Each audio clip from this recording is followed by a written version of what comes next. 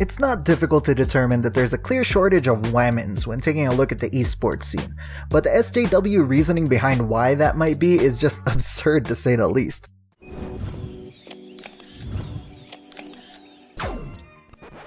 Every now and then, we gamers are blessed with articles like this one, Esports Urgent Need for Visible Gender Diversity. Yes! It's urgent, you guys. The women's can't identify with the sausage fest that esports has become. Too much peens everywhere, the ding-dongs are out of control. God. I remember a time when the word diversity was harmless, just a term used to say, hey, we're cool with all types of people. But the PC agenda has beaten the word to death over the past 3 years that when we see the word diversity in the headlines of articles such as this one, it sets the stage for what's about to come. A fucking train wreck. Or specifically, more virtue signaling based on false representation of data by an SJW who doesn't realize that her lack of understanding of the subject matter has unintentionally labeled women as inferior, the complete opposite result of what she intended her propaganda to accomplish. Let's take a look at how she gets to that conclusion. Tuning into the International, the League of Legends World Championship, or the Overwatch League Championships, you could be forgiven for thinking that they were specifically men's leagues. Not the most cringeworthy start, I guess. With no knowledge of the matter, you could come to the conclusion that they're men's leagues, sure. I'm just gonna summarize this portion as esports is kind of a big deal. It doesn't have enough women's, and these esports heads agree that the lack of diversity was a major issue that needed to be addressed. Moving on. Yada yada yada yada yada. It's simple to say that diversity is a focus for these organizations, or to run focus groups, or posit female-only leagues, or to claim that adding diversity to committees or behind-the-camera roles is improving matters slowly but surely. That one's a start anyway. But the end result in all top-level visible esports so far has been a row of men behind the computers with, if we're very lucky, a single woman either on stage or behind a casting microphone, and 0 non-binary individuals. Wow, well, let me stop you right there, lady. Off the top of my head, Kayo Police is a trans that competes in the fighting games esports scene. Quite good at it too, but if we were to only focus on the esports circuits the author of this article specified, then League of Legends had Remilia, who even at the height of her career said, "I just wanted to be known that I accomplished my goal for real, and I accomplished it for me, my teammates, and girls in esports. That's it. No one else. Don't fucking put me on some LGBT agenda or some bullshit and bring that up. That's not me. I don't believe in that. I don't want messages acknowledging that part of my life. Sorry, that's not for any of you guys." And that's real right there. I choose to respect that enough to call her whatever the hell she wants to be called because she didn't turn it into propaganda. She even asked Riot Games to avoid putting her on camera as much as possible in the finals, and they acquiesced her request. Back to the article. Mercifully, no one at the industry level is pretending men are the only people good enough at gaming and interested in competing in it. The numbers certainly don't support it, or rather, they indicate a high level of interest in watching and playing esports, with both UK studies and US reports indicating a higher rate of interest from women than men.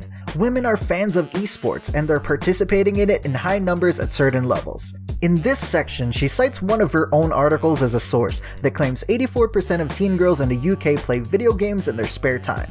But in the same goddamn article that she herself wrote, she quotes the CEO of Insight's People, who was responsible for the study that came up with that number, in saying, "There's a clear difference between what boys are into, such as Fortnite and Call of Duty, and what girls are doing online, which is much more about collaboration and co-creation. In other words, there's a clear difference between boys who enjoy playing competitive video games and girls who don't as much." The other problem with the sources she's using is that those studies lump mobile games like Candy Crush into the equation in determining that a girl is a gamer. Are you fucking kidding me? I'll talk about the whole interest portion of this argument later on in my conclusion, but for now let's continue. She then goes on to quote the Hearthstone player Cordelia Chu and League of Legends team manager Amy Snowden, who both talk about the lack of women's in esports, but Chu specifically mentions the reason there aren't enough women at the higher level is because there aren't enough women at the lowest level of esports, in the UK especially, which goes hand in hand with the clear difference between boys and girls that we literally just talked about. That's not to undermine the incredible work done by groups such as Women in Games, the ESL, the LA Valiant's Be Valiant Girls in Gaming Summit, and countless others. Thanks to groups like these, there are welcoming spaces for women looking to get their start in esports and work their way up to its highest echelons, even though barriers still exist keeping them from reaching that top visible level. Nearly said safe spaces there. Nice dodge with the welcoming golf clap, but what are these barriers she speaks of? The numbers indicate that audience toxicity may be a major component. The Playground's Leisure Economic Research Study noted earlier this month that while women still make up half the gaming industry and are predicted to surpass the number of men by 2020, they make up only 30% of gamers on YouTube, 22% of esports team members, and 19.5% of gamers on Twitch. Women are playing, but they aren't willing to play for an audience. And again, none of these studies mention non-binary individuals. While I don't know what the exact numbers are, the numbers keep fluctuating from 0.6 to 3% of the total population being non-binary, so why the fuck would you include the anomalies in your studies? Common sense. But once again, casual mobile gamers are being conflated with things they shouldn't be conflated with. 30% of gamers on YouTube, where things like Minecraft and The Sims are popular, 22% of esports team members, which is actually higher than I would have guessed it was, so not sure what the fucking point of this article is now that I see it, and 19.5% of gamers on Twitch, to which 90% are titty streamers or more commonly known as Thots.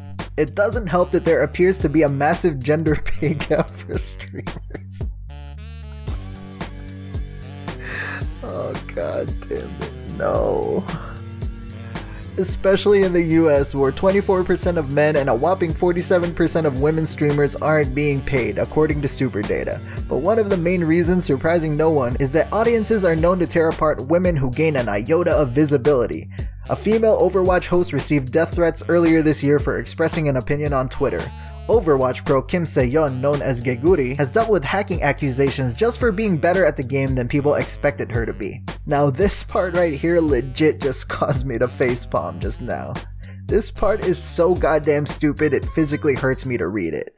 There's obviously no gender pay gap, so let's not even justify that with a response, and using streamers for any of her arguments is nullified in itself by the overwhelming amount of Thots who do it, along with the preferential treatment and favoritism they're granted by Twitch and its staff, so fuck off with that noise. Does this person not realize how easy it is to be a female Twitch streamer? Just show a little bit of cleavage. Es que ya... Oye amor. Tengo la mochila. Yeah, that's real fucking difficult right there. Do a little booby dance every time somebody subs, yeah. Talent. But the second half of that paragraph is where we get into the nitty gritty of it all, where she says that one of the main reasons surprising no one is that audiences are known to tear apart women who gain an iota of visibility. Oh boy.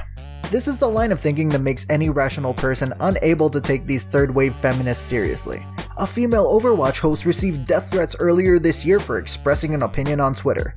While I disagree with anyone who attacked her for the tweet in question, it's the fucking internet. I've been receiving death threats since I was 12. Must be because I'm a whammons.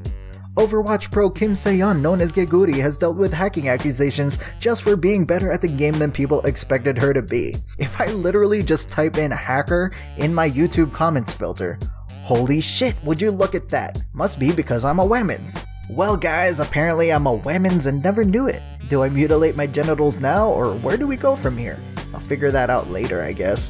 What other points of enlightenment can we be privy to by reading the rest of this? And though those two examples are Overwatch specific, this is by no means a problem unique to that game. A Brighter survey earlier this year reported that 1/3 of UK women gamers report abuse or discrimination from men, and will deliberately avoid revealing their gender or speaking in voice chat, an essential feature for competitive play, so as to not draw attention and harassment. 1/3 of UK women gamers report abuse or discrimination from men.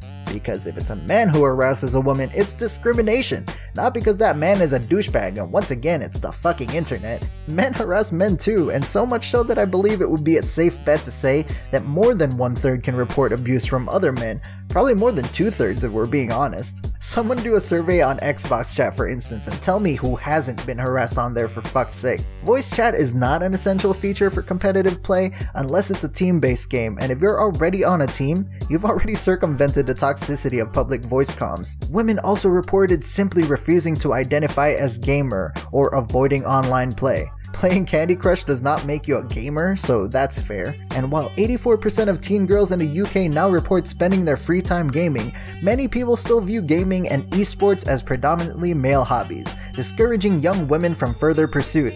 That's because gaming and esports are predominantly male hobbies, but if young women want to pursue it, have at it. The lack of visible diversity at the year's biggest and most prominent esports events is a problem that continues to grow more urgent as the industry booms. Already, esports is landing squarely in the dangerous territory of an outward-facing boys club that has caused no end of headaches for those just trying to enjoy their hobby or career. In 10 years, do we see an even split of women and men on the stage of an Overwatch League match? No, we won't. Another reason would be because Overwatch League probably won't exist in 10 years in my opinion, but also just because no, we won't. Do we see more women than men on the stage of the International without creating a separate league for them? No, we won't. Do we see non-binary individuals visible and successful?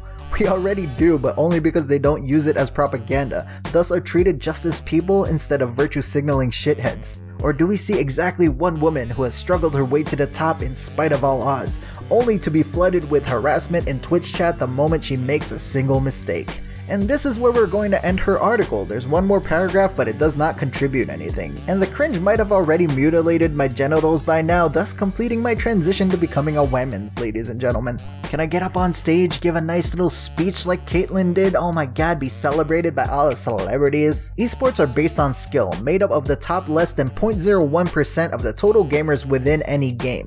Men and women have equal opportunities in participating within any said game. If the esports for any such game consist of predominantly men, then men are just more skilled at it than women are. Simple as that. Nothing is preventing a woman from dominating solo queue in League of Legends and being drafted into an esports team, for instance. If a woman somehow turned out to be the next Faker, for instance, and completely dominated the League of Legends scene, do you honestly think that people would give a fuck that she's a woman? Adversely, she would have a much easier time gaining fandom because of being a woman, so the odds would be stacked in her favor even. This idea that the majority of gamers would hate on her just because she's a woman is absurd. These so-called gender barriers that the author of this article is trying to portray don't exist. Gaming is a toxic environment to both men and women. What the author of this article just conveyed to all of us, however, is that men can ignore the toxicity or have the mental fortitude to get past it, while women can't. She's saying that women are too sensitive and can't handle the pressure. For the record, I found the interest portions of those studies she cited to be complete and total bullshit, but let's say they were true just to illustrate a point.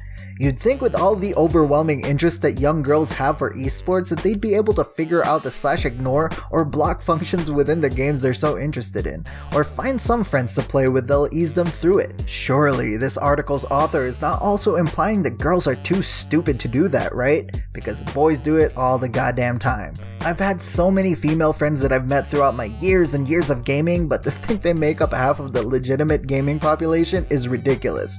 Like I pointed out earlier, the 22% esports number is actually an impressive number because that's a reasonable percentage we could assume the amount of actual female gamers there are. Think about it. If we compare that to an actual statistic that isn't conflated against anything, studies show that half of drivers are women. But other than Danica Patrick, how many women can you actually name that are in professional racing? Now with the commentators and such, can there be more women's? Sure, why not? As long as they know what the fuck they're talking about, then I don't see a problem with that. Behind the camera, same thing. Women directors and producers are becoming more and more apparent in film production and such, so as long as they know what the fuck they're doing, then I don't see a problem with that. I was unable to determine whether or not the author actually has an issue with having women's only leagues, but I actually think that that would help put the spotlight on up-and-coming female esports players and give them a chance to shine in an environment with a lower skill cap to entry, letting them hone their talents and maybe eventually rise into the main leagues. I don't see anything wrong with that. It could be something akin to the minor leagues in regular sports, with players eventually getting called up to the majors. But I've gone on long enough on this subject and think I've made my point pretty clear here. I'm going to end it with this comment posted by Lozarios Rolo on the article itself because it legit made me chuckle. 1. Do you believe women should receive special privileges to help them rise to the top? 2. If you hypothetically granted someone special privileges on the basis of their sex, race, or sexual orientation, do you feel that in some way you're implying they are less than you? And 3. If you're implying that someone is less than you, do you think you'd fit the textbook definition of racism or sexism? Racism is defined as implying one race is superior or inferior to another, and sexism is implying one sex is superior or inferior to another. Well fucking said, Lazarius, but what do you guys think? Let me know down in the comments below. Hopefully you guys enjoyed this video. If you did, leave a like and share this video with whoever you want to share with. If you're new around here, subscribe with notifications to be notified about all upcoming videos. I do these gaming news and discussion videos at least once a week, so make sure to subscribe and ring that bell to stay on top of that. Thank you very much for watching, and I will see you guys next time.